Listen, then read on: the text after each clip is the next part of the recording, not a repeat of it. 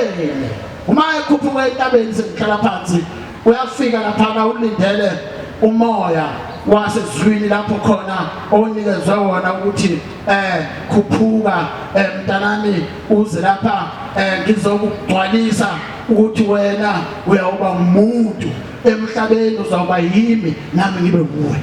Mayefika lapha uyafika imoya yonke iyafika uthi wase lo onguye uthi wafika lo muntu owaphambana imbani kuye iphambana imbani ihlahla zivumela yena yonke into ivumela yena waphethe isidlo lapha etrayini uthi ngathi maenza lo muntu ngase ngiyabase guqa phambi kwami wanginikeza lesi sidlo leli train nesidlo wathi dlana lezi zinto Shembe uthi ngathi mangizidla uthi zonke izinto ebekade ihalanisela lo muntu ngase ihalanisela mina.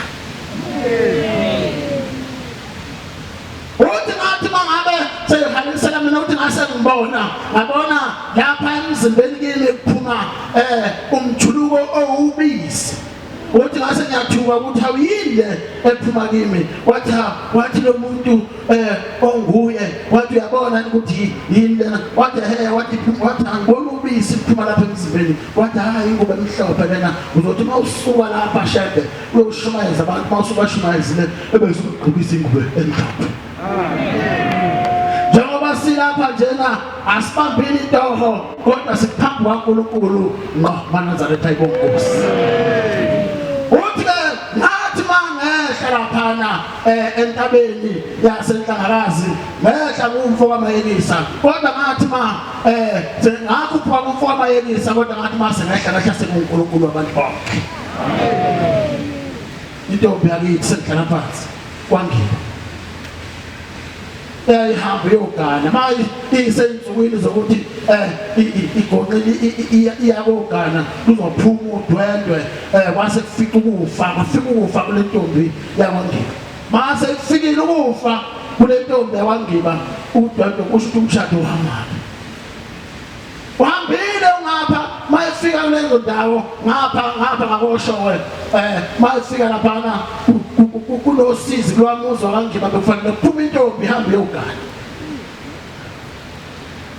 bayi base bayakhumbula ukuthi khona usingayo khona umuntu othi bayikhuluma into yenzeke wasiyahamba mayefika laphana wathi ekseni kusempondo zakomo yasiyaphuma insizwa yakithi indlamhlathi kaMayekisa iphethe ubhoko yafika ngaphakathi kwalomuzi wakithi wakangiba ithi le ntombi engafuni esaba uhamba kuyogana iphi le ntombi esaba ukuyogana usho umuntu uyisidumbu lapha nakukhenqiwe kukhenqwe ilokungana ikhethelisi iphi le ntombi engafuni ukuyogana esaba ukuyogana wabiza umfowabo madoda wabiza umfowabo wathi idonsa kangaka wathi mangabeza ezongena endlini yasivuka intombi yakithi yavuka yahlala nesinqele bonkosi ukhulunywa umuntu esedlula insuku ezimbili ezintathu ubhaka kukhenqiwe laphana ehambe yologana wase kufika ukufa yafa le ntombi uma sefika ngenana ngesango uthi iphi le ntombi engafuni ukugana esaba ukugana khulunywa ngomuntu ofika wathi wabiza umfowabo wayintombi wathi woza wena umdonse ngengalo thatha ibhokisi lakhe wahamba uShembe nomfowabo nale ntombi wayidonsa ngengalo uthi uBhumbelo wayidonsa ngengalo waya laphana wathi mayifika laphana wasefika phakathi kwalomzogana kuwo wasekhuza yena yedwa khuza umntwana othi namntwana yonke into ngoba usefile usungayi kufuna ngene lapha ekhaya manje sibanike size uNkulunkulu maNazaretha nami kholwani ukuthi njengoba silapha nje nasikushela ukupheleleyo wayibonkosi Nkosi kuseselekuzwile amen.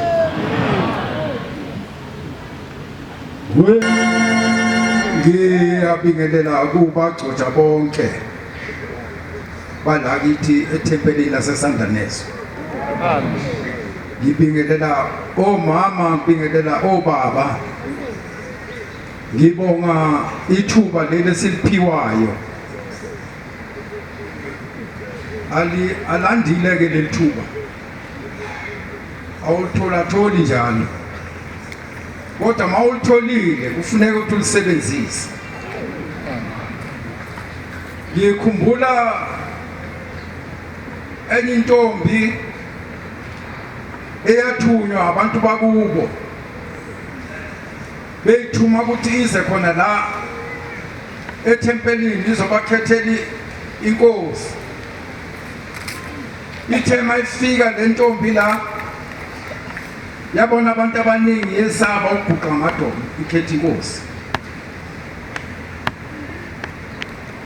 Ithi incwadi umvangeli uJohane 9 ivesi ka-24 kuya ku-25. Angazi noma bebengangifundela yini abangcwele. Umvangeli kaJohane, John 9 so ku-24 kuya ku-25.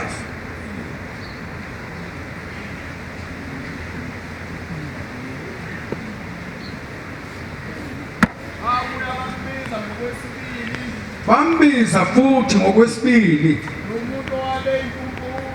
lo muntu owayekade engaboni emehlweni, base bethi kuyena mbonge uThixo, thina siyamazi lo muntu ukuthi uyisoni.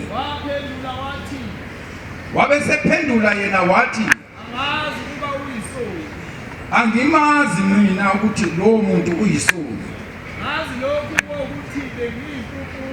Unye nje engikwaziyo ukuthi mina izolo bengiyimpumputhe kodwa manje sengiyabona inkosi ikusisa. Kusho umuntu owayekade engaboni. Uthi umpostoli uJohane uma uthi awunasono uyazikhohlisa neqiniso alikho kuwe. Uthi uNgcobo la efunda umthandazo weSabatha uthi ungabothwala umthwalo ngeSabatha. Wena ke lo mthwalo uthwele uzawushiya nini phansi? Yimuphi na lo mthwalo uthwele? Uthwele ukuthi ubani awumthandi, uthwele ukuthi uxabanisa abantu, kungabi khona ubumnandi phakathi kwethempeli.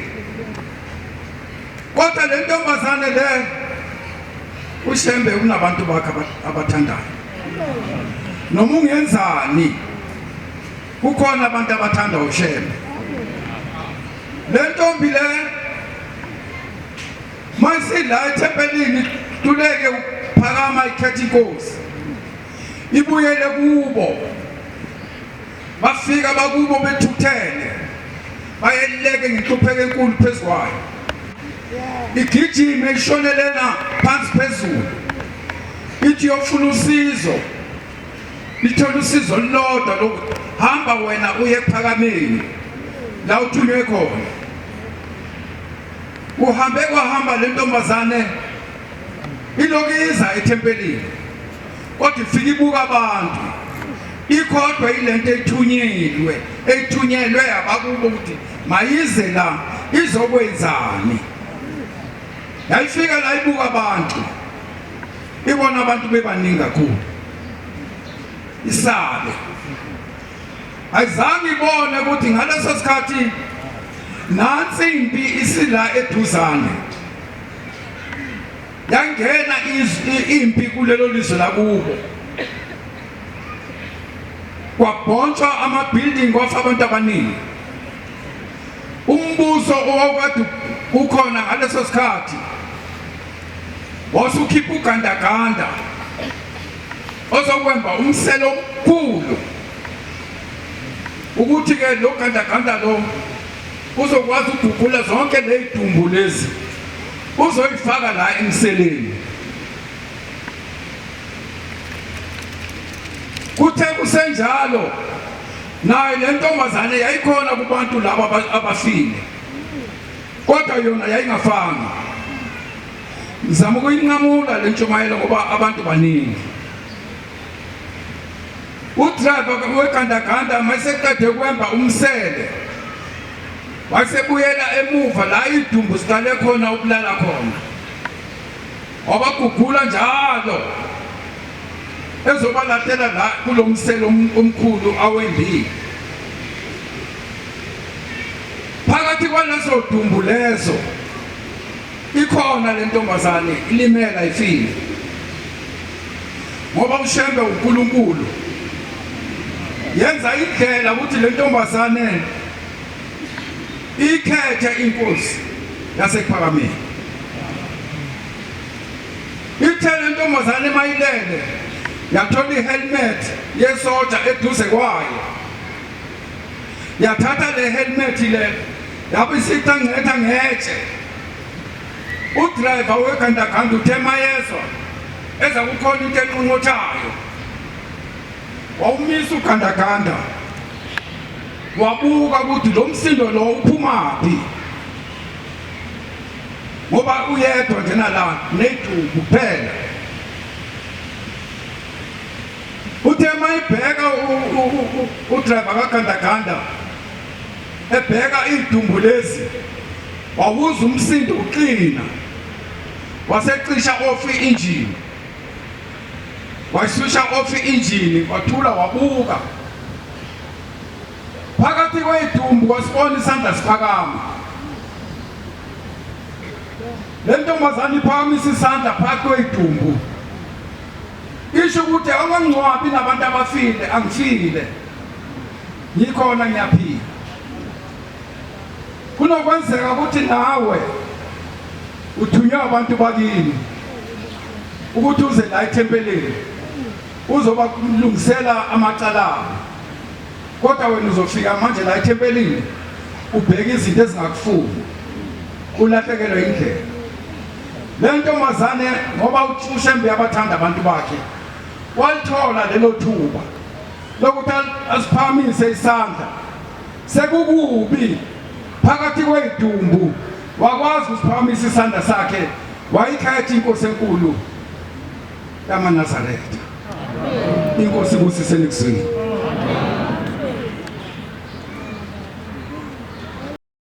Ngiyayithetha inkosi yasePhakameni. Ngiyacela unqamulele ihlamulelo esitasheni angithethelele enyakuzulu. Kuba senibona isikhathi ukuthi ayindimndodwa onikiweyo. Ngiyabonga kuba umshumayeli asinike inkonzo umshumayeli ubaba uNgcolosi. Elithuba yini kufuneka xa simnikiwe silibambe esingaliyeki. Hey uzima endaba eyala ekhaya ashwayele kumnandi xa sihlabelela sonke. Kodwa xa kuthiwa iqondene nawe kuba nzima. Ndiyendiza impunga ezala ekhaya nabagconywa athi hayi ngingumntwana ngiyaqhaqhazela nami njengonjalo.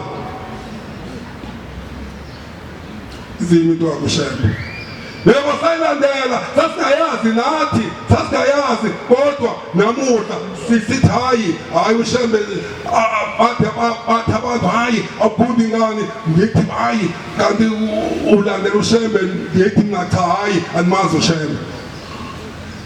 Kodwa ekwenzeka isasebenza kudala ngalisemutsha kuloku ngidibana nazo insizwa ezingamaNazaretha angasebenza ngase eLasfanteni eJepaki. Ngithanda ukuthi insizwa njalo ekuseni ngihamba nazo ekuseni aboma 5 phinde ntambama xa sekuchayiswa ngibuye nazo. Xa ngaba angizibonanga insizwa ngiphatheka kabi insizwa ezamaNazaretha. Kanti sekulolotya kwami kulenkolo eyokhokho bami bona abahamba bengayibonanga manje bathetha mina ukuthi hayi hamba mzukulwane hamba uyosikhonzela eKwaShembe.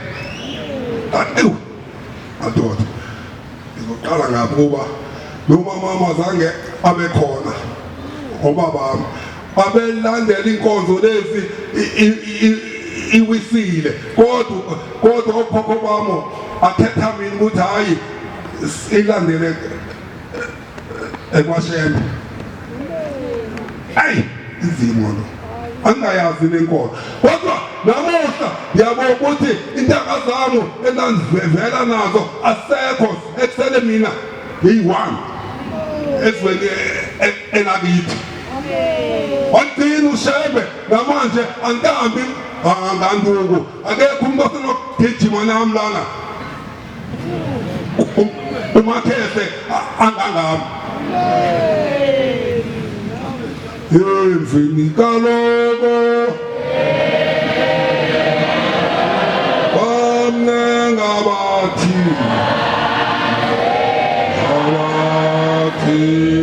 bathuhlana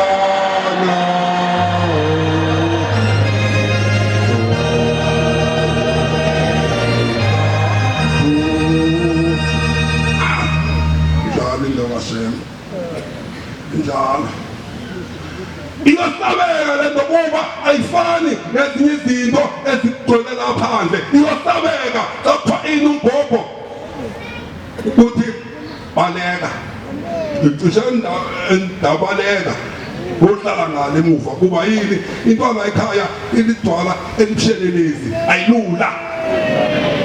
Hey ayikunzima. Hayi mina lapho ngiqhamuka khona okudaba ngiqhamuka entabankulu emapondweni lapho kuzaba khona umkhulu ozalubaba lapho inkosi ethanda ukuya khona afike amahashi xa isiza abesegida asigidi thina segida wona amahashi. Hayi izimo ya hayi siyabonga umnandi uShembe kuba namuhla ifana zelandela uShembe ngeke ukuthi ndihamba ngiphuza utshwala ndihambe ndlala emgaqweni yini namhlanje alikho ikhethe bamangali bathi awu wena intanga zakho sesihamba ndithi mina ngilandela uShembe andela uShembe mina awunaphika nami njalo indaba eyaseNazaretha. Izimo lezo sasingayazi nathi ngisho ubabami umamami omkhulu bami abengayazi kodwa ujike babe sebekhetha mina kodwa oleNazaretha. Angikho mude kuba ayisithi sodwa isikhathi naso sesihamba ayindimdodwa. Hey kunzima iphuma ekudeni lake lakhula komnyaka acishe adlula emhlabeni wansindisa uShembe ansindisa uShembe awona uShembe sisa esibona akalisweni emkhathini wathi wenze njani ndoda